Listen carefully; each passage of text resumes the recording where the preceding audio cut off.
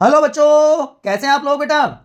तो बेटा आपकी 7 day complete science revision class का दूसरा दिन है और दूसरे दिन में दो important chapters, how do organisms reproduce and heredity and evolution, जिसमें से इस बार एवोल्यूशन पार्ट नहीं है, आपको पता है। तो ये दोनों के दोनों इंपॉर्टेंट चैप्टर्स, इनके पांच पांच बहुत बहुत इंपॉर्टेंट क्वेश्चन हम डिस्कस करने वाले हैं। उसके अलावा कुछ एडिशनल इंफॉर्मेशन भी आपको बताऊंगा, तो जुड़े रहिए। Let's start. First question is differentiate between asexual and sexual reproduction. और आपको दोनों के एक एक एग्जांपल भी देने। देखिए कितनी बार आया क्वेश्चन है, तो आप फ्रीक्वेंसी देखिए, 16 के बाद 18, 18 के बाद 21, 21 के बाद 22, 22 के बाद 24 इस बार आएगा। ठीक है, चलिए। तो पहली बात देखते हैं हम, दो टाइप का रिप्रोडक्शन होता है, एसेक्सुअल और सेक्सुअल रिप्रोडक्शन। ठीक है ना। सेक्सुअल रिप्रोडक्शन हायर ऑर्गेनिजम्स में मिलता है, एंजियोस्पर्म्स में मिलता है, जिनको हम फ्लावरिंग प्लांट्स भी कहते हैं, और ह्यूमन बीइंग्स में। इसके अलावा दो जो लोअर ऑर्गेनिजम्स हैं, चाहे वो यूनिसेलुलर है, कुछ मल्टी सेलुलर भी है, उनमें अलग अलग टाइप के एसेक्सुअल रिप्रोडक्शन मिलते हैं, जिनमें फिजन में भी दो टाइप हो जाते हैं फिर बच्चों, binary fission and multiple fission. Binary fission का एग्जांपल आप सबको पता है, बाइनरी फिजन देखने को मिलता है अमीबा में। अगर किसी को मल्टीपल फिजन का एग्जांपल पता है तो फटाफट बच्चों कमेंट सेक्शन में लिख के बता दीजिए मुझे, what is example of multiple fission. एक बहुत कॉमन बीमारी होती है ह्यूमन बीइंग्स में, उसका पॉजिटिव ऑर्गेनिज्म होता है, इतना मैं हिंट आपको दे रहा हूं। ठीक है, चलिए कोई बात नहीं, मैं बता देता हूं। प्लाज्मोडियम जो मलेरिया कोज करता है, तो प्लाज्मोडियम में मल्टीपल फिजन देखने को मिलता है। उसके अलावा फ्रेगमेंटेशन, रीजनरेशन, बडिंग, यीस्ट सबसे कॉमन एग्जांपल है। स्पोर फॉर्मेशन आगे हम डिस्कस करने वाले हैं। वेजिटेटिव प्रोपेगेशन, आप में से बहुत लोगों ने देखा होगा ना कि कटिंग करते हैं, लेयरिंग होती है, रोज प्लांट में बहुत कॉमनली हमारे आसपास ये देखने को मिल जाता है। रीजनरेशन स्टारफिश का एग्जाम्पल आप दे सकते हैं। फ्रेगमेंटेशन स्पायरोगायरा में होता है। तो ये अलग अलग टाइप के एसेक्सुअल रिप्रोडक्शन के मेथड्स हैं बच्चों। तो अब अगर हम बात करें कंपैरिजन की या डिफरेंसेस की, तो देखिए यहां पर आपके लिए डिफरेंसेस मैंने लिखे हैं। सेक्सुअल रिप्रोडक्शन हायर मोड है, एडवांस मोड आप कह सकते हैं रिप्रोडक्शन प्रोसेस का, तो जहां पे मेल और फीमेल गैमेट्स बनते हैं, मतलब दोनों टाइप के, दो पेरेंट इन्वॉल्व है, यहां पर टू पेरेंट्स आर इन्वॉल्व। अगर सिंगल पेरेंट है और वहां पे गैमेट की फॉर्मेशन नहीं होती, then it is known as asexual reproduction. तो दो different organisms in the form of male and female are required, लेकिन मेल और फीमेल जैसा कोई डिफरेंशिएशन ना हो कि सिर्फ एक इंडिविजुअल की हेल्प से जो प्रोसेस हो जाए, दैट इज एसेक्सुअल रिप्रोडक्शन। अब यहां पे जो सेक्सुअली रिप्रोड्यूस ऑर्गेनिजम्स हैं वो अपने पेरेंट्स की कार्बन कॉपी नहीं होते, क्योंकि वहां पर आ जाते हैं वेरिएशंस, डिफरेंसेस आ जाते हैं, और वेरिएशन की वजह से नए कैरेक्टर्स डेवलप होते हैं जो कि इवोल्यूशन में और स्पीशीज की फॉर्मेशन में कंट्रीब्यूट करते हैं, जबकि यहां पर they are exact carbon copy of their parents, कोई वेरिएशन देखने को नहीं मिलते। जो हायर ऑर्गेनिजम्स हैं, एनिमल्स हैं, उनमें मेनली सेक्सुअल रिप्रोडक्शन होता है, जबकि जो लोअर ऑर्गेनिजम्स हैं, सिंपल ऑर्गेनिजम्स हैं, एल्गी, फंजाई, यूनिसेलुलर ऑर्गेनिजम्स, उनमें क्या देखने को मिलता है, एसेक्सुअल रिप्रोडक्शन। तो सेक्सुअल रिप्रोडक्शन क्योंकि कॉम्प्लेक्स प्रोसेस है तो स्लो होती है, लेकिन एसेक्सुअल रिप्रोडक्शन फास्ट प्रोसेस है। अगर रैपिड नंबर इंक्रीज करना हो ऑर्गेनिजम्स का तो उसके लिए एसेक्सुअल बेटर है, लेकिन बॉडी ऑर्गेनाइजेशन कॉम्प्लेक्सिटी के हिसाब से sexual mode of reproduction is more advantageous, more beneficial. समझ में आ गई बात आपको बेटा। चलिए आप सेकंड क्वेश्चन की तरफ चलते हैं। आपको डिस्क्राइब करना है reproduction by spore in Rhizopus. देखिए सबसे पहली बात, सबसे पहले करेंगे, व्हाट इज स्पोरुलेशन।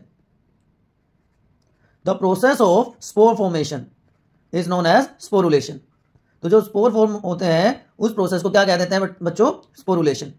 देखिए 15, 17, 20, 21, तो सीक्वेंस के हिसाब से फिर से, इसलिए मैं कह रहा हूं आपको मोस्ट इंपॉर्टेंट क्वेश्चंस जो है वो आपके साथ में डिस्कस कर रहा हूं। तो इन स्पोर फॉर्मेशन पेरेंटल प्लांट जो है बहुत छोटे छोटे माइक्रोस्कोपिक रिप्रोडक्टिव यूनिट्स बनाता है, जिनको हम क्या कह देते हैं, स्पोर्स। एंड ये स्पोर्स एक नए प्लांट की, नए ऑर्गेनिज्म की फॉर्मेशन करते हैं। ये एग्जांपल है राइजोपस का जो आप देख पा रहे होंगे, जिसमें नॉर्मली स्पोर फॉर्मेशन या स्पोरुलेशन देखने को मिलता है। ये जो सैक लाइक स्ट्रक्चर है जहां पे ये स्पोर्स प्रोड्यूस होते हैं, it is known as sporangia. और एक स्पोरेंजिया में thousands of spores are present, और जब मैचुरेशन हो जाता है स्पोरेंजिया का तो ये स्पोर्स रिलीज हो जाएंगे। ये स्पोर जो है, स्पोरेंजिया जो है, इसमें बहुत सारे स्पोर्स प्रेजेंट हैं। मैचुरेशन पे ये रप्चर कर जाएगा, इसका डिसेंस हो जाएगा and spores are release outside in the surrounding atmosphere. जैसे ही सुटेबल कंडीशंस मिलेंगी, सुटेबल कंडीशंस मिलते ही क्या होगा, इसमें ये जर्मिनेट कर जाता है, इसका जर्मिनेशन हो जाएगा। बट जरूरी थोड़ी कि हमेशा सुटेबल कंडीशंस मिले। तो अगर सुटेबल कंडीशन नहीं मिलेंगी तो क्या होगा बताओ।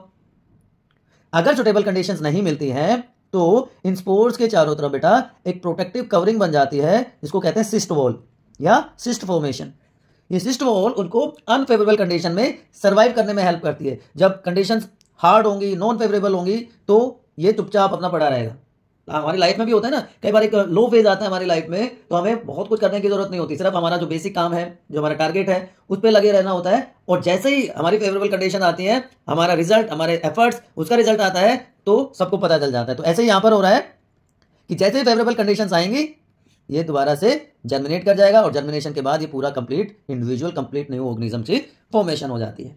As simple as that. याद रहेगा? दोनों क्वेश्चन में कोई कंफ्यूजन है? ठोको कमेंट में डाउट। थर्ड क्वेश्चन थोड़ा सा लेंथी सा क्वेश्चन है। 3 टेक्निक बतानी है आपको जो डेवलप की गई हैं टू प्रिवेंट प्रेगनेंसी। चलो ठीक है। Which one of these technique is not meant for males. Males में कौन सा यूज नहीं किया जाता? ठीक है जी। How does the use of these techniques have a direct impact on the health and prosperity of a family. चलिए एक एक करके तीनों पार्ट की बात करेंगे। तो सबसे पहले ये जो मेथड्स आपको दिखाई दे रहे हैं, ये कॉमन मेथड्स हैं बर्थ कंट्रोल के, जिसमें नेचुरल मेथड आता है, केमिकल मेथड्स हैं कॉन्ट्रासेप्टिव पिल और स्पर्मेटिसाइड्स के फॉर्म में, मैकेनिकल मेथड है जिनको हम बैरियर मेथड्स भी कह सकते हैं, कॉन्डोम्स, डायाफ्राम, फेमिडोम और intra uterine devices, intra uterine devices, जिनको कॉमनली आईयूडीज कहा जाता है। कोपर्टी आपने सुना होगा, copper T is a type of IUD. And last one is surgical method, जिसको हम permanent method of birth control भी कहते हैं, वैसेक्टोमी एंड ट्यूबेक्टोमी।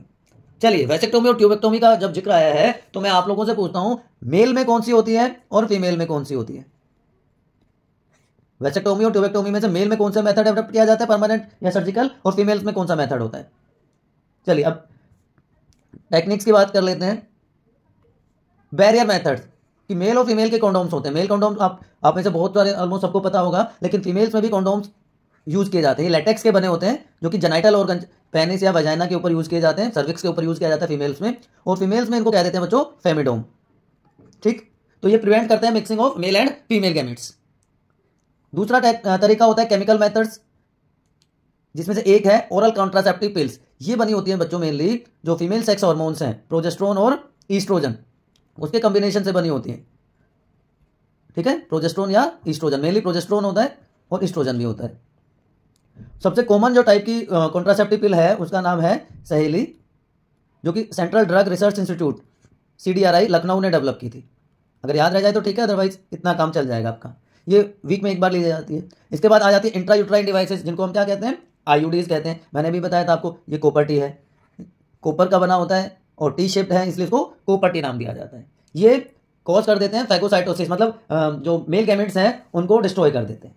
एंड तीसरे मेथड होते हैं सर्जिकल मेथड्स, जो परमानेंट मेथड्स है, जैसे ट्यूबेक्टोमी। ट्यूबेक्टोमी होता है फीमेल्स में।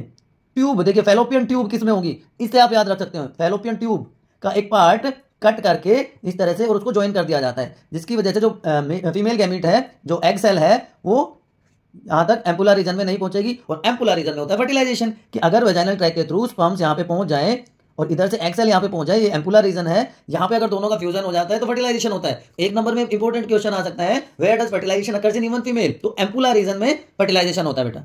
और इसी तरह मेल्स में उस टेक्निक को क्या कहते हैं? वैसेक्टोमी। वैसा डिफरेंस को कट करके बांध दिया जाता है। अब इन मेथड्स में अगर हम बात करें कि मेल्स में कौन सा यूज नहीं किया जाता, तो ओरल कॉन्ट्रासेप्टिव पिल्स मेल्स में यूज नहीं होती हैं। और तीसरा पार्ट क्वेश्चन का क्या था कि ये टेक्निक कैसे इंपैक्ट करती है हमारी डे टू डे लाइफ को। देखो बेटा, पॉपुलेशन एक्सप्लोजन एक सीरियस थ्रेट है। जिस स्पीड से पॉपुलेशन बढ़ रही है किसी भी स्टेट की, किसी भी कंट्री की, तो रिसोर्सेज तो लिमिटेड है ना, तो उसकी वजह से बहुत सारी प्रॉब्लम अराइज हो जाती हैं, फूड की, शेल्टर की, मेडिकल फैसिलिटीज़ की, ये सारी की सारी प्रॉब्लम्स अराइज होती हैं। इसी तरह अगर फैमिली बेसिस पे बात करें, तो अगर एक स्मॉल फैमिली है तो इकोनॉमिकल अपलिफ्टमेंट होता है, इकोनॉमिक कंडीशन अच्छी होती है, बच्चों को बेटर फैसिलिटीज अवेलेबल होती हैं, तो ये direct day to day life को भी इम्पैक्ट करती हैं हमारे। इसीलिए ये मेथड्स बहुत ज़रूरी हैं। और India is one of the first country जिसने immediately after independence family planning programme को स्टार्ट कर दिया था 1951 में। तो इसकी इंपॉर्टेंस आप समझ सकते हो, लेकिन इंप्लीमेंटेशन अच्छे से नहीं हो पाया। And we are the largest country in the world population wise. हमने चाइना को भी पीछे छोड़ दिया, आप में से पता होगा, है ना। तो ये मेथड्स हैं। मेल्स में कॉन्ट्रासेप्टिव पिल्स, ओरल पिल्स नहीं यूज की जाती और डायरेक्ट इंपैक्ट करते हैं हमारे डे टू डे लाइफ को। आप चीज समझ में आ गई होंगी। नेक्स्ट क्वेश्चन, डायग्राम बनाना है आपको ह्यूमन फीमेल रिप्रोडक्टिव सिस्टम का और पार्ट्स को लेबल करना है। ये बना बनाया डायग्राम है, आपकी हेल्प के लिए, आपकी नॉलेज के लिए मैं भी बना देता हूँ, ठीक है ना। This is female reproductive system.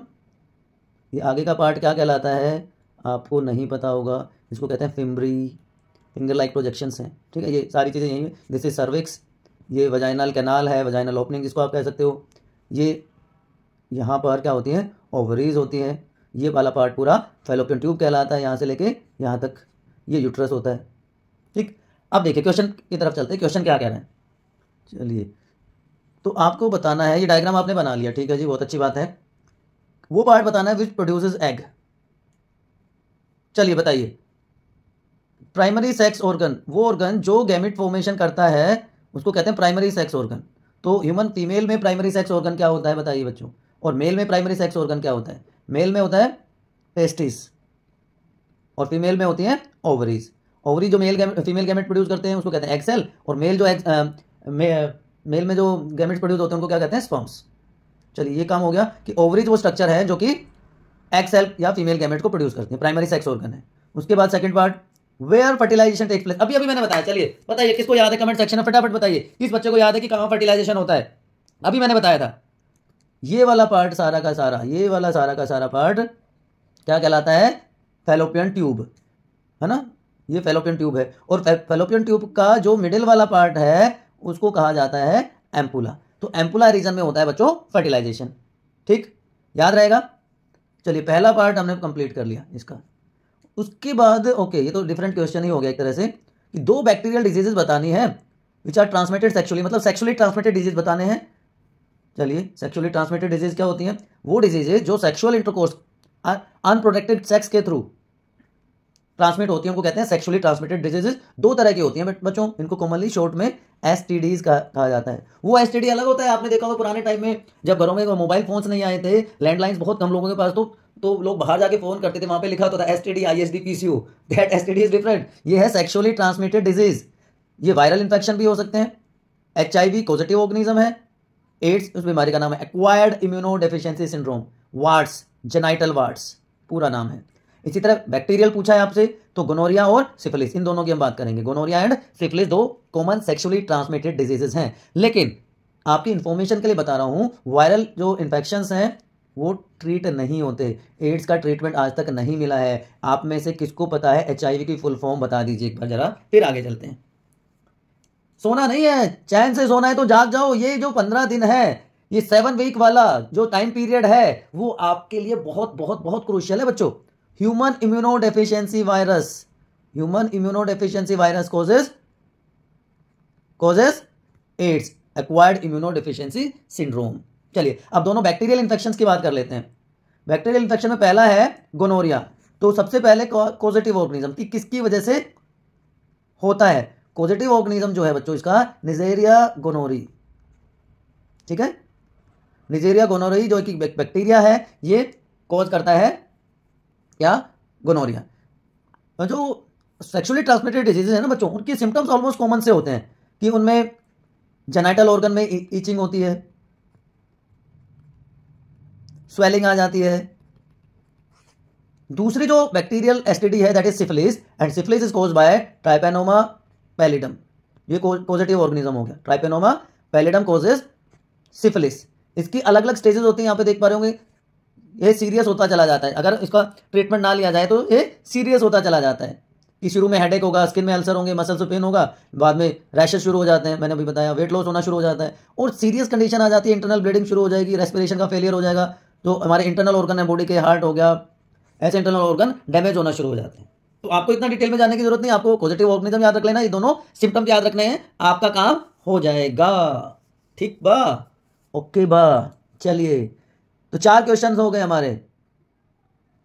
Pollination क्या होता है, पोलिनेशन क्या होता है, डिफरेंट टाइप्स बताने हैं, ठीक है जी, डिफरेंट टाइप्स बताएंगे हमारे बच्चों को, एजेंट्स बताने हैं, बिल्कुल बताएंगे, and how does suitable pollination leads to fertilisation. ठीक है बच्चों, तो सबसे पहले काम, सबसे पहली बात का कि पोलिनेशन क्या होता है।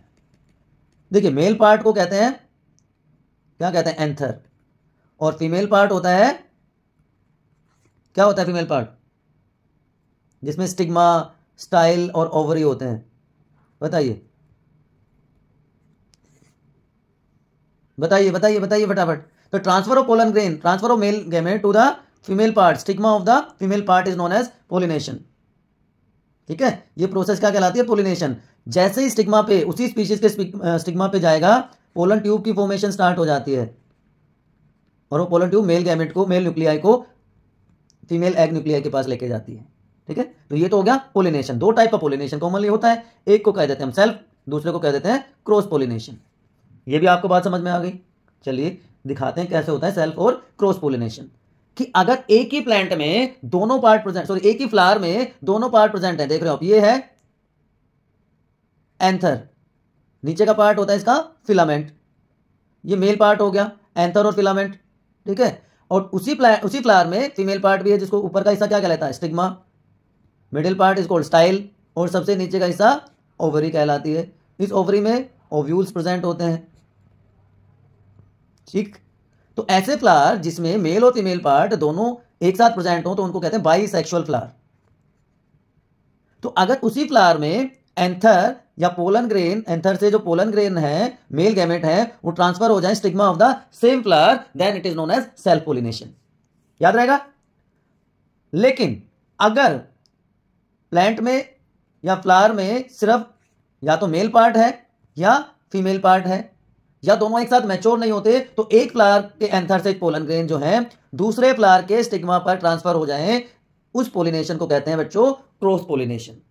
अब क्रॉस पोलिनेशन के लिए एजेंट्स की जरूरत होती है, जिनको हम वेक्टर्स या पोलिनेटिंग एजेंट्स कहते हैं।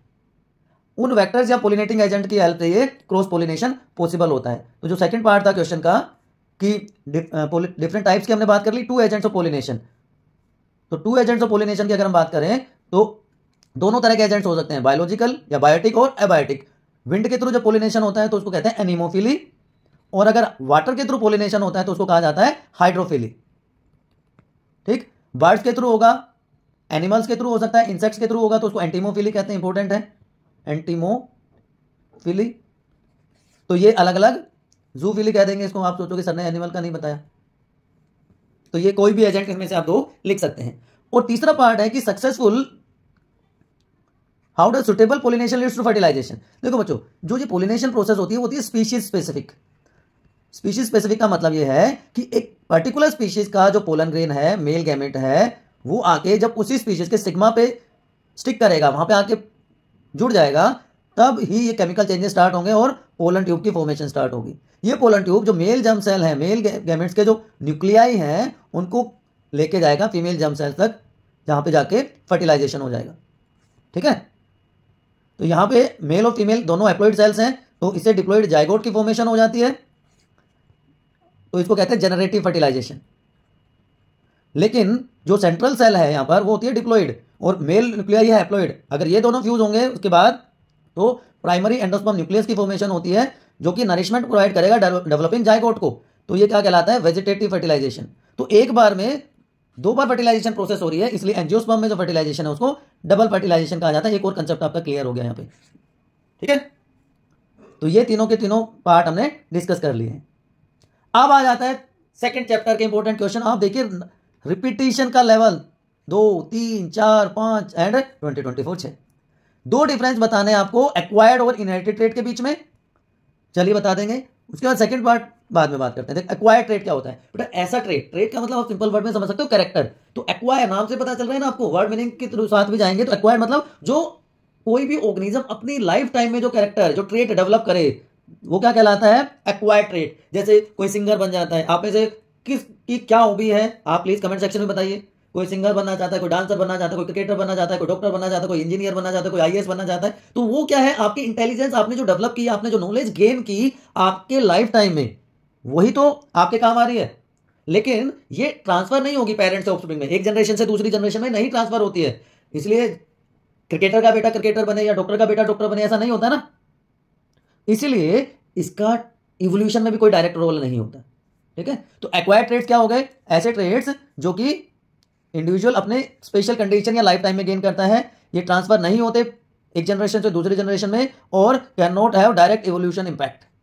ठीक, दूसरी तरफ इनहेरिटेड, इनहेरिटेंस का मतलब ये होता है transmission of characters from one generation to next generation. तो पेरेंट्स से ऑफस्प्रिंग में एक जनरेशन से दूसरी जनरेशन में जो कैरेक्टर्स आते हैं वो इनहेरिटेड कैरेक्टर्स कहलाते हैं, ठीक, ट्रांसफर होते हैं और डायरेक्ट इंपैक्ट होता है इवोल्यूशन में। इसलिए आपने सुना होगा, आपने देखा होगा, जब कोई बच्चा पैदा होता है तो क्या कहते हैं, इसकी नाक तो इसकी मम्मी की जैसी है, इसकी आंखें तो इसके पापा की जैसी है। क्यों? क्योंकि बेसिक बॉडी प्लान जो है ना बच्चों, वो ट्रांसमिट होता है पेरेंट्स से ऑफस्प्रिंग्स में।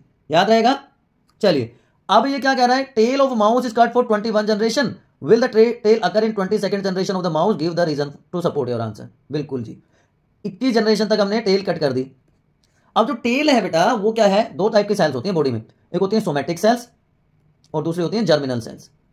जर्मिनल सेल्स का मतलब जो रिप्रोडक्टिव ऑर्गन से रिलेटेड होती हैं, जो गैमेट फॉर्मेशन में हेल्प करती हैं, वो क्या कहलाती हैं, जर्म सेल्स। तो जर्म सेल में जो चेंजेस होंगे ना वो ट्रांसमिट होते हैं one generation to next generation. लेकिन जो ओवरऑल बॉडी की ग्रोथ, मेंटेनेंस, डेवलप के लिए सेल्स रेस्पॉन्सिबल होती हैं उनको कहा जाता है सोमैटिक सेल्स। तो सोमैटिक सेल्स के जो चेंजेस होंगे they are not transmitted to next generation. अब जो टेल है वो क्या है, सोमैटिक सेल का एग्जांपल है, गैमेट फॉर्मेशन में तो रोल प्ले करता नहीं। तो अगर हम 2100 जनरेशन तक भी अगर टेल कट कर देंगे माउस की, तो टेल लेस माउस कभी भी पैदा नहीं होंगे, क्योंकि वो कैरेक्टर टेल लेस माउस कभी भी पैदा नहीं होंगे, क्योंकि वो सोमैटिक सेल्स का चेंज है, ट्रांसमिट नहीं होगा नेक्स्ट जनरेशन में। आपने देखा किसी इंसान का एक्सीडेंटली अगर हाथ कट जाए, पैर कट जाए, तो जरूरी थोड़ी उनके बच्चे में भी वही कैरेक्टर दिखाई देगा, नहीं दिखाई देता ना, सेम रीजन है। ठीक, चलिए okay, question number 2। Oh how very good. इससे बच्चों को बहुत डर लगता है, बहुत डर लगता है इस क्वेश्चन से, है ना, कि दो पी प्लांट है, वन विद राउंड एंड ये देखिए कैपिटल लेटर है तो ये क्या हो गया, dominant character, round yellow, round yellow is dominant. ठीक है, एक मिनट, इसको मैं ऐसे दिखा देता हूँ, राउंड है और येलो भी हो गया। ठीक है, उसके बाद रिंकल्ड ग्रीन, रिंकल्ड ग्रीन ये रिसेसिव हो गया। ठीक, ये पेरेंटल जनरेशन, ये पेरेंट है। अब जब गैमेट फॉर्मेशन होगी तो इधर से दोनों कैपिटल और इधर से दोनों स्मॉल आएंगे और दोनों गैमेट्स कंबाइन कर जाएंगे F1 जनरेशन में, और इंपैक्ट कैसा आएगा, सारे के सारे कैसे होंगे, सारे के सारे होंगे राउंड एंड येलो, क्योंकि F1 जनरेशन में सिर्फ डोमिनेंट कैरेक्टर अपना इफेक्ट दिखाएगा बच्चों। यहाँ तो कोई समस्या, ये खुद भी यही कह रहा है कि F1 progeny that have round and yellow seed. अब F1 ऑर्गेनिजम्स का सेल्फ पोलिनेशन करवा दिया, ठीक है, चलो जी हम भी करवा देंगे। F1 जनरेशन का ये हमने करवा दिया सेल्फ क्रॉस। तो क्या कह रहा है कि नए कैरेक्टर आएंगे कि नहीं आएंगे, देख लेंगे जी। तो यहाँ पे देखा, एक कैरेक्टर होता है तो दो टाइप के गैमेट्स बनते हैं, यहाँ पे दो कैरेक्टर हैं तो 4 टाइप के गैमेट्स की फॉर्मेशन होगी, ये 4 गैमेट्स बन जाएंगे इधर, and same 4 type of gametes are form here also.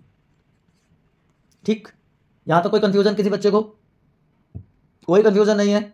चलिए, तो राउंड येलो, ये देखिए ये 4 टाइप के गैमेट्स की फॉर्मेशन हुई। अब हमें करना क्या है, इनका कॉम्बिनेशन कर देना है, इनका कॉम्बिनेशन कर देना है, ये रहा।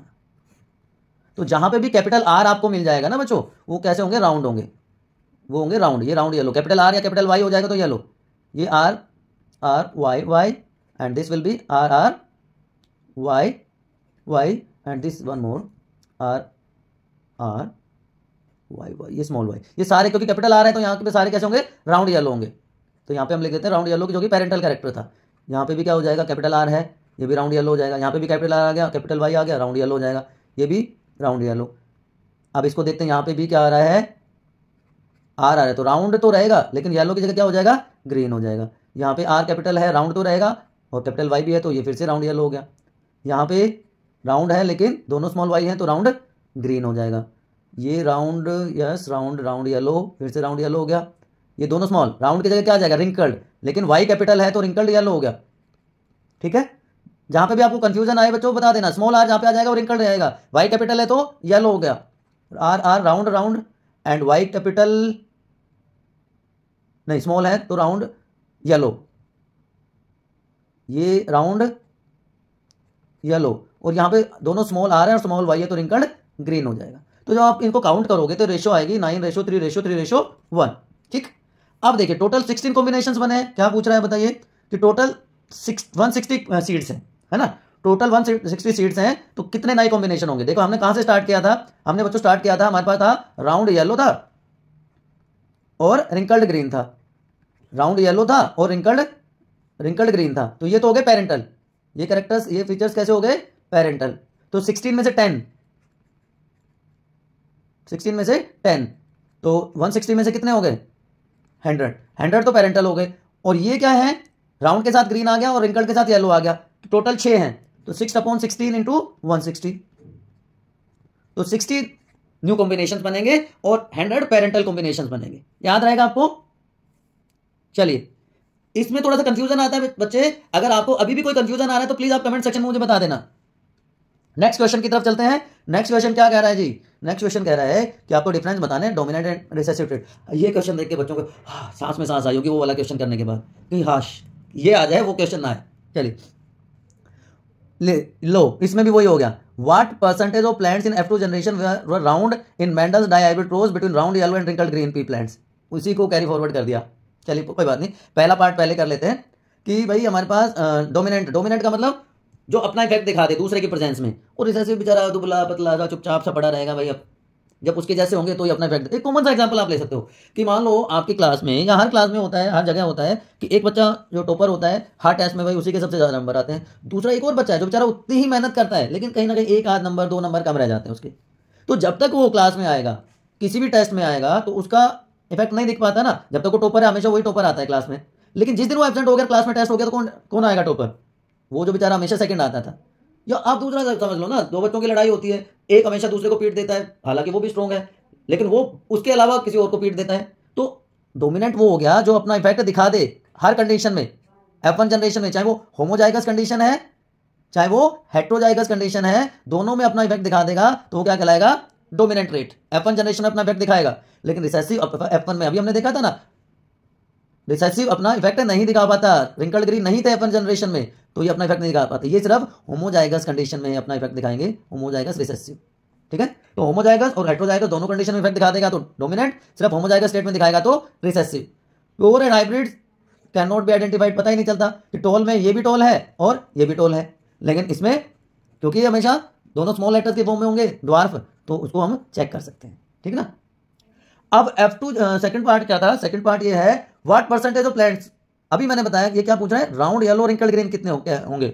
चलिए उसी क्रॉस पे दोबारा चलते हैं। राउंड येलो रिंकल्ड ग्रीन पूछ रहा है, round yellow and wrinkled green, तो टोटल 16 थे हमारे पास। राउंड येलो कितने हैं? 3। रिंकल्ड ग्रीन कितना है? 1। तो 3/16 इंटू 100, ठीक है, 300/16, तो 20% के आसपास आप कह सकते हैं। एंड 1/16 ये 6 पॉइंट समथिंग के आसपास हो जाएगा।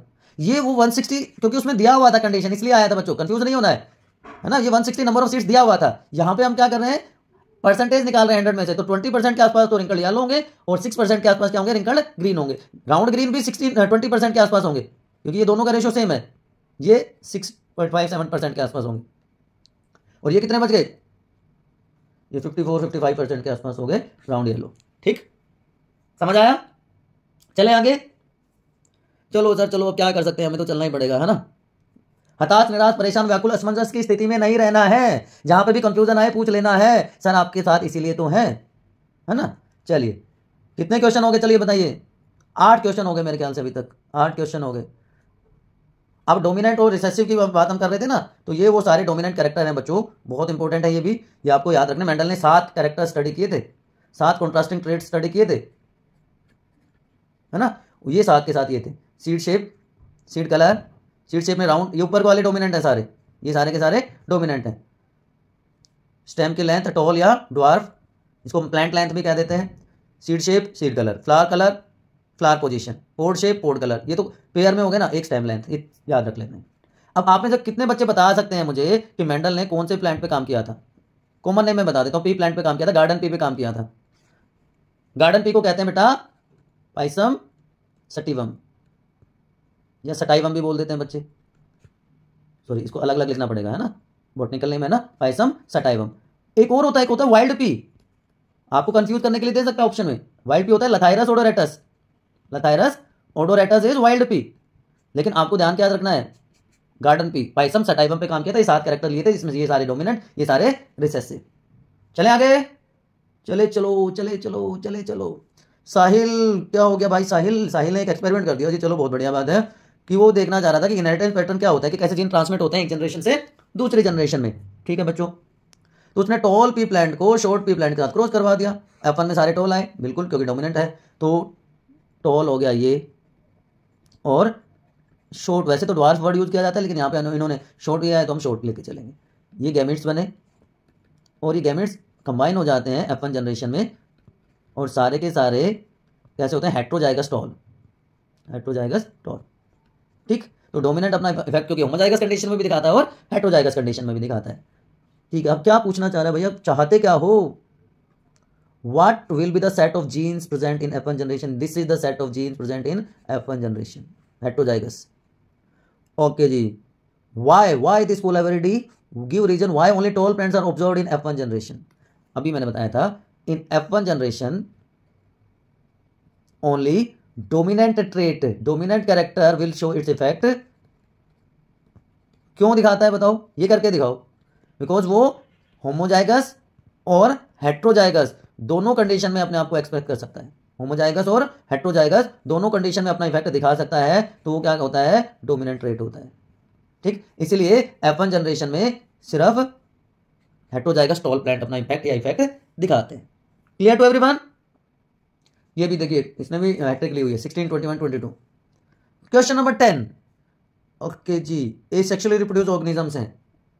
इसी वर्ड से आपका आंसर आ जाना चाहिए, आपको कुछ ज्यादा सोचने समझने का मतलब दिमाग लगाने की जरूरत ही नहीं होनी चाहिए कि ए सेक्सुअल रिप्रोडक्शन है। चलिए फिर भी हम क्वेश्चन को पढ़ते हैं। ए ट्रेट, ट्रेट का मतलब character, trait x exist in 5%। Trait x कहाँ है, बिल्कुल आपको क्वेश्चन के हिसाब से चलना होता है। ट्रेट एक्स कितने में है, 5% पॉपुलेशन में है। And trait Y in 70%। चलिए जी, trait Y in 70% of the population, same population. Which of the two traits is likely to have arisen earlier? Give reason for this. इससे आसान क्वेश्चन आ सकता है बच्चों? आ सकता है तो बताइए। इससे आसान क्वेश्चन नहीं हो सकता, नहीं हो सकता, नहीं हो सकता मेरे बच्चों, बिल्कुल भी नहीं हो सकता। देखिए, हमने क्वेश्चन नंबर 1 में ही डिस्कस किया था, ए सेक्सुअल रिप्रोडक्शन का बेनिफिट मैंने आपको बताया था। किस किस बच्चे को याद है बताइए, कि अगर क्या प्योर लाइंस मेंटेन रखनी है, कि बेसिक बॉडी प्लान को सेम रखना है, तो ए सेक्सुअल रिप्रोडक्शन बेनिफिशियल है। दूसरा मैंने आपको ये बताया था कि रैपिड मल्टीप्लिकेशन अगर करना हो, शॉर्ट टाइम स्पैन में नंबर ऑर्गेनिजम्स का बढ़ाना हो, तो क्या कौन सा मेथड है, कौन सा टाइप का रिप्रोडक्शन इफेक्टिव होता है? यस, ए सेक्सुअल रिप्रोडक्शन। तो ए सेक्सुअली रिप्रोड्यूस ऑर्गेनिज्म है। ये वाला जो ट्रेट है ये 70% में मिलता है, ये वाला 5% में मिलता है। तो सीधी सी बात है ना कि ये ऑर्गेनिज्म था, ये रिप्रोड्यूस, इस तरह से नंबर बढ़ता जा रहा है, 1 से 2, 2 से 4, 4 से 8 एंड सो ऑन। तो नंबर कहां तक पहुंच गया उसका, 70%। तो सीधी सी बात है, पहले आया तो पहले नंबर ज्यादा हुआ, ये बाद में आया, ये कैरेक्टर बाद में अपीयर हुआ, तो नंबर थोड़ा सा कम है। तो सीधी सी बात है, जो 70% वाला ट्रेट है, ट्रेट वाई जो है, वो अर्लियर आया, क्योंकि रैपिड मल्टीप्लिकेशन की वजह से एसेक्सुअली रिप्रोड्यूस ऑर्गेनिजम्स में सेम पॉपुलेशन में उसका नंबर ज्यादा था। Clear clear clear clear clear, mic check. ठीक, याद रहेगा? ठीक, चलिए, तो ये आपके 10 क्वेश्चन थे। इसके अलावा एक काम और करना है आपको, मेल रिप्रोडक्टिव सिस्टम का डायग्राम भी आपको देख लेना है। एक क्वेश्चन बनता है 7 सेल्ड 8 न्यूक्लियाई स्टेज, उसको भी आपको देखना है। Although rarest of rarest chances हैं। जेनेटिक्स में मेंडल के लॉज में मोनो हाइब्रिड क्रॉस और dihybrid cross, monohybrid और डाई हाइब्रिड ऑलरेडी मैं बता चुका हूं। दो कैरेक्टर एक साथ स्टडी किए जाए तो उसको कहते हैं डाई हाइब्रिड, और एक बार में एक कैरेक्टर को स्टडी करते हैं तो मोनो हाइब्रिड। मोनो हाइब्रिड में जीनोटाइप रेशो होती है बच्चों 1:2:1, और फिनोटाइप रेशो होती है 3:1। जबकि डाई हाइब्रिड क्रॉस में जीनोटिपिक रेशो अगर आपको याद रह जाए तो वेल एंड गुड, आपके सिलेबस का पार्ट नहीं है, लेकिन फिनोटिपिक रेशो आपको याद होनी चाहिए, अभी हमने निकाल के देखी थी। तो ये इन दोनों लॉज की एक्सप्लेनेशन आपको लिखनी आनी चाहिए। ठीक है, ये आपके लिए नोट्स मैंने प्रोवाइड कर दिए, जो आंसर्स हैं सारे क्वेश्चंस के, ये सारे आप यहाँ पे देख पा रहे होंगे। क्वेश्चन नंबर 1, ए सेक्सुअल और सेक्सुअल रिप्रोडक्शन का डिफरेंस, राइजोपस में spore formation, barrier methods, surgical methods, oral contraceptive pills. उसके बाद क्वेश्चन नंबर 4 था फीमेल रिप्रोडक्टिव सिस्टम का डायग्राम। उसके बाद था जो बैक्टीरियल इन्फेक्शंस हैं, गोनोरिया और सिफिलिस की हमने बात करी थी। Pollination, self, cross and pollinating agents, बहुत सारे हैं, कोई भी आप लिख सकते हो। इसी तरह जेनेटिक्स चैप्टर, हेरिडिटी चैप्टर में से इनहेरिटेड ट्रेट और एक्वायर्ड ट्रेट क्या होते हैं, पी प्लांट वाला एक्सपेरिमेंट हमने सॉरी क्रॉस हमने करके देखा था, जिसमें रेशियो आई थी ना 9:3:3:1, ये वाली रेशियो आई थी। ये डायहाइब्रिड क्रॉस था, 2 कैरेक्टर स्टडी किए थे। देन डोमिनेंट ट्रेट और रिसेसिव ट्रेट का डिफरेंस। तो बेटा ये एसेक्सुअल रिप्रोडक्शन वाले ऑर्गेनिज्म का जो 70% वाले लास्ट क्वेश्चन हमने किया कि कौन सा पहले आया था ट्रेट। तो ये सारे के सारे क्वेश्चंस हैं, इनकी डिटेल एक्सप्लेनेशन का वीडियो जो है आपके चैनल बायोनीति पर अवेलेबल है। @बायोनीति अगर आप डालेंगे यूट्यूब पर तो आप सीधा चैनल से कनेक्ट हो जाएंगे। फिर भी अगर कोई कन्फ्यूजन रहता है तो आप चैनल पे जाइए, उसको सब्सक्राइब कीजिए। क्या लिखा आएगा? ये लिखा आएगा बायोनीति, लाइक दिस। आप सब्सक्राइब कीजिए, लाइक कीजिए, शेयर कीजिए और अपना डाउट कहाँ पूछ लेंगे? कमेंट सेक्शन में पूछ लीजिए। ठीक है बच्चों, तो डे 2 यहां पर होता है आपका कंप्लीट। 4 चैप्टर अभी तक हम कर चुके हैं। इन 4 चैप्टर में से कोई भी कंफ्यूजन आपको है तो आप प्लीज बता दीजिएगा। Your suggestions are more welcomed. कौन सा चैप्टर नेक्स्ट पढ़ना है वो भी आप कमेंट सेक्शन में बता सकते हैं। Till then keep studying, good luck.